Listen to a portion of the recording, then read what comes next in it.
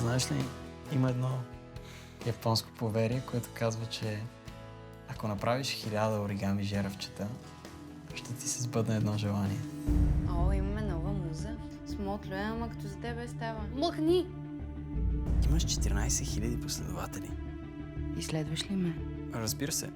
А, на бас. На бас, че ще ме хареса и не само, че ще ме хареса, ами ще ми се обяснява в любов. Ало? Чуваш ли ме? Странно. Гласът ти ми е познат. Невъзможно. Не сме се срещали. Хайде да се видим.